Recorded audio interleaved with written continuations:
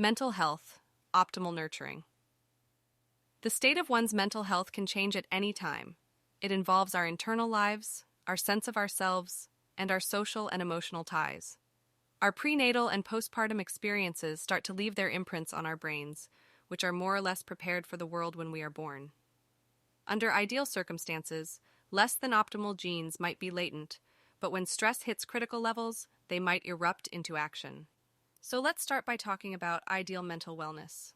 In this manner, we will be able to spot the warning signals and offer the assistance required for recovery when our mental health or the mental health of our loved ones deviates. In order to engage completely and to the best of their abilities in the world, a person must be in optimal mental health. Every one of us is so different. We can give the world our finest work when our mental health is working for us. The best can be shown in a wide range of ways, including planning, caring, producing, building, thinking, organizing, listening, supporting, and directing. The list goes on and on.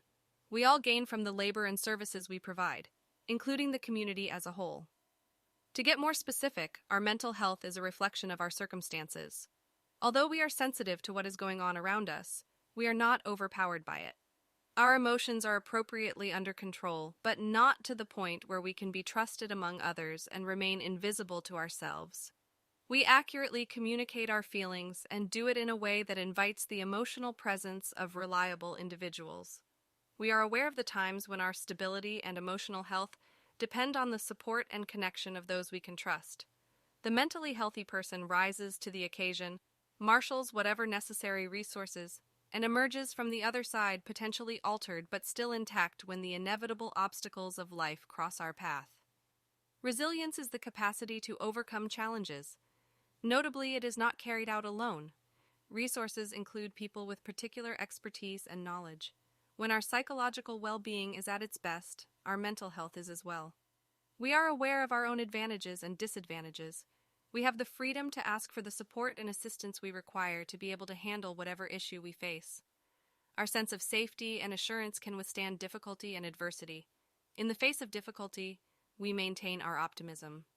Even if we enjoy working toward new objectives, we are content with the way things are. We need a range of social connections, some intimate, some casual, some useful, and some that are only nurturing, if our mental health is to be at its best. Our humanness is fundamentally based on this connection. When navigating these interactions, a person with a healthy mental state does so with authenticity and respect for the uniqueness of others. Being under any pressure to keep up with the Joneses is less likely to affect us. In adolescence, this becomes slightly more challenging. I'll go into more detail about this next month, but for now, remember how important social relationships are for teenagers. The teen's network of friends their own age need not be large, but during this stage of growth, it is crucial. Our capacity to function outside of the house is even more crucial at this stage of development when maturity is just around the corner. Adolescence is when identity formation and a feeling of one's place in the world begin. Our social systems and the way our brains evolve, unfortunately, do not perfectly coincide. Teenage brains undergo the same pruning process as toddler brains to remove unwanted connections. This frequently results in unpredictable and perplexing behavior.